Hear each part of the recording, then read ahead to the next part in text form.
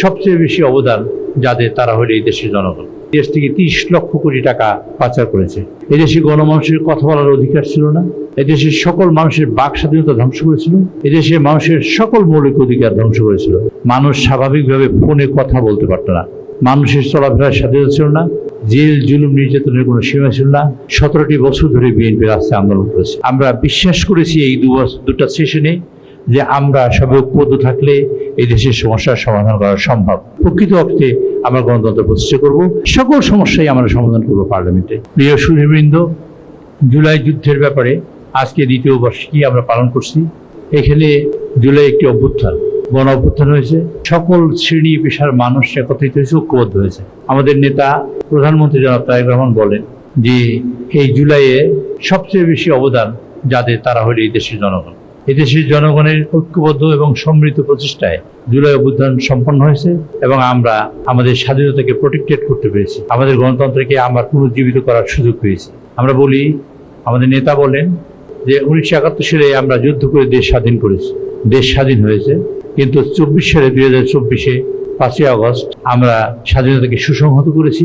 আমরা আমাদের গণতন্ত্রকে পুনঃপ্রতিষ্ঠা করার প্রয়াস পেয়েছি। তখন আমরা জুলাই যুদ্ধ করেছিলাম ঐক্যবদ্ধভাবে একটি উদ্দেশ্য নিয়ে, তাহলে একটা ফ্যাসিবাদ মাফিয়াদের বিদায়।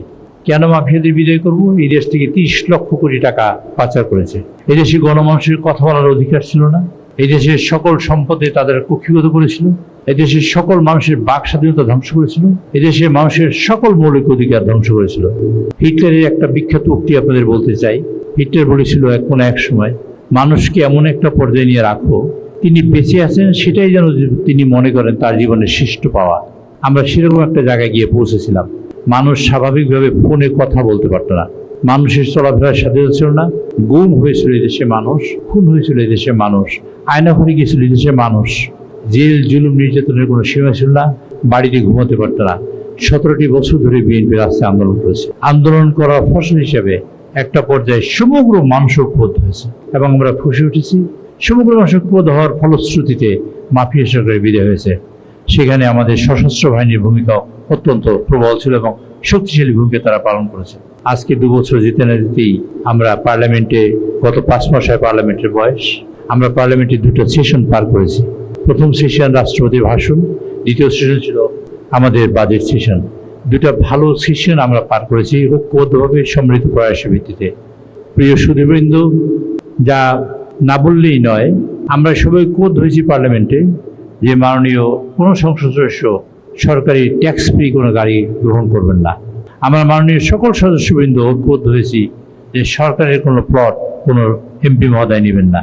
আমরা ঐক্যবদ্ধ হয়েছিলাম সংসদে যে এই তেলের দাম এবং পেট্রোলের লাইন পেট্রোল পাম্পে অনেক বড় হয়ে গেছে। আমরা ঐক্যবদ্ধভাবে তার প্রয়াস একত্রিত হয়ে সমস্যার সমাধানের চেষ্টা করেছি এবং সেটার সমাধান হয়েছে। আমরা বিশ্বাস করেছি এই 2টা সেশনে যে আমরা সবাই ঐক্যবদ্ধ থাকলে এই দেশের সমস্যার সমাধান করা সম্ভব। এবং যে কারণে বিরোধী দলের নেতা তিনি বারবার বলেছেন এদেশে গণতন্ত্রের মুখ খুব বেশি সময় পায় না, সুযোগ পায় না। আমরা প্রতিষ্ঠিত প্রকৃত অর্থে আমরা গণতন্ত্র প্রতিষ্ঠা করব এবং একটা ঐক্যবদ্ধ জায়গা হবে।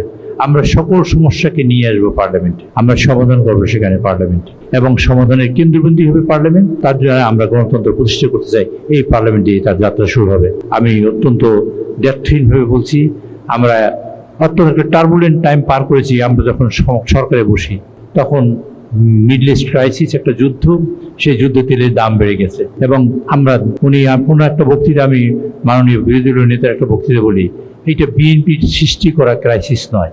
এই লাইনটা তিনি পার্লামেন্টে বলেছিলেন যে তেলের ক্রাইসিসটা আমরা সৃষ্টি করিনি, এই যে করি নাই, এবং এই যে উনি সংবেদনশীল মন দিয়ে বিষয়টা বুঝতে পেরে সমস্যা সমাধানের জন্য এগিয়ে এসছেন।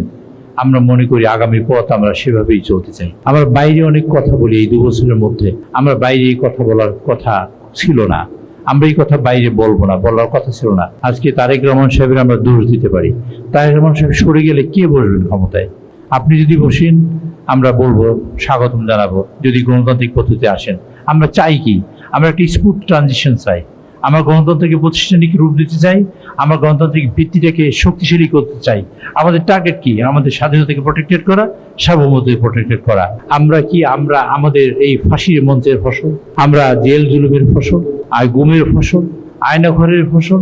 আমরা যারা গুম হয়েছে এবং মৃত্যুর শিকার হয়েছে, যারা একজন নাগরিককে দেখেছি 1310 জন মানুষকে হত্যা করেছে, এই হত্যা তারা হয়েছে এই দেশে, এবং জুলাই আন্দোলনে যারা শহীদ হয়েছেন সেই সকল শহীদদের ফসল আমরা কি অন্য কাউকে ঘরে তুলে দিতে পারি? আমরা কি তা দেব? আমরা যদি ন্যায় দিতে চাই, তবে আমাদের নিজেদের জ্ঞান বুদ্ধি দিয়ে, আমাদের মননশীলতা দিয়ে, আমাদের অভিজ্ঞতা দিয়ে আমাদের সিদ্ধান্ত নিতে হবে আমরা করব কি। আমরা সকল কথাই পার্লামেন্টে বলবো, সে প্রত্যাশা করি। আবেদন জানাচ্ছি আপনাদের সকলের কাছে, বিশেষ করে আমাদের মাননীয় সংসদ সদস্যবৃন্দ, যারা সরকারি দল এবং বিরোধী দল, যারা যেখানে আছেন, আমরা সমস্যাকে নিয়ে আসি পার্লামেন্টে, সমাধানও করব পার্লামেন্টে। এবং আমাদের যদি কোনো সমস্যা, যদি কোনো ক্রাইসিস তৈরি হয়, আমরা আলোচনা করব। আলোচনার দরজা আমাদের সবসময়ের জন্য খোলা থাকবে। আমরা জুলাই সনদ নিয়ে একটা সমস্যায় পড়েছি, জুলাই সনদ বা সংস্কার। আমরা বলেছি সংবিধান সংশোধন করব, কেউ বলেছেন সংস্কার করব। আমরা করব কি? অ্যাকচুয়ালি আমরা করব এইটা যেটা আমাদের দরকার, সেটাই আমাদের দরকার। কি আমাদের দরকার? ভারতের সংবিধান তারা লিখছেন 1950 সালে, মানে 1950 সালে সংবিধান দিয়েছেন, আর 2026 সালে এই 76 বছর বয়সে 106 বার সংবিধান সংশোধন করেছে। তারা তো নতুন করে সংবিধান লেখে নেয়। সংবিধানে একটা কমা, দাড়ি, সেমিকোলন, এটা পরিবর্তন হয় সংস্কার। একটা লাইন পরিবর্তন হয় সংস্কার।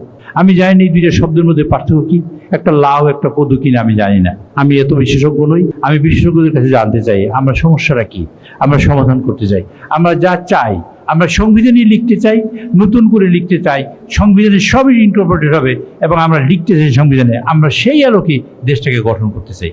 আমাদের উদ্দেশ্য একটা ভবিষ্যৎ তৈরি করা, আমাদের উদ্দেশ্য গণতন্ত্র প্রতিষ্ঠা করা, আমাদের উদ্দেশ্য নতুন জেনারেশন যারা আজকে চিত্রাঙ্কন করেছে, যারা আজকে জুলাই চেতনাকে ধারণ করবে, 71-এর চেতনাকে ধারণ করবে, তারা যেন একটা সুখী সমৃদ্ধশালী দেশ পায়, একটা দেশ পায় যেখানে তারা বসবাস করতে পারে, একটা দেশ পায় স্বাধীন দেশ, একটা দেশ পায় যেখানে সার্বভৌমত্ব থাকবে, স্বাধীনতা থাকবে। সেই দেশটা আমরা দিয়ে দিতে চাই তাদের হাতে। আমরা সেই প্রত্যাশা করে আমি আমার সুধীবৃন্দ যারা আছেন, আমাদের সরকার দলীয়, বিরোধী দলীয় সকল সদস্যবৃন্দের কাছে আমি বিনয়ের সাথে আরেকবার অনুরোধ করতে চাই, আসুন সকল সমস্যাই আমরা সমাধান করবো পার্লামেন্টে, বাইরে কথা বলে নয়। আমরা বাইরে যদি কেউ কথা বলি, আমরা কারা কার দিকে করি। আজকে একটা পিন নষ্ট যদি হয়, এই দেশের সম্পদ নষ্ট হবে। আমরা যদি কারো বিরুদ্ধে একটা আঁচড় দিই কারো বিরুদ্ধে, সেটা আমি আমার গায়ে আঁচড় দেবো। আমরা সেটা দিতে পারি কিনা, সেই চিন্তা চেতনা, সেই জ্ঞান বুদ্ধি আমরা নিজেরাই খাটাবো। এই দেশ আমাদের, এই দেশকে আমরা গর্ব। যারা এই দেশ ধ্বংস করতে চেয়েছে, এই যে স্বাধীনতাকে লুণ্ঠন করতে চেয়েছে, স্বাধীনতা একজনের পায়ের নিচে দিতে চেয়েছে, আমরা তো সেই লোক না। আমরা যদি ওই লোকই হই যে দেশটাকে বাঁচাতে চাই, আসুন আমরা একত্রিত হই। সে আহ্বান রেখে আমি আপনাদের সকলকে ধন্যবাদ দিয়ে আমার বক্তব্য শেষ করছি। আল্লাহ হাফেজ।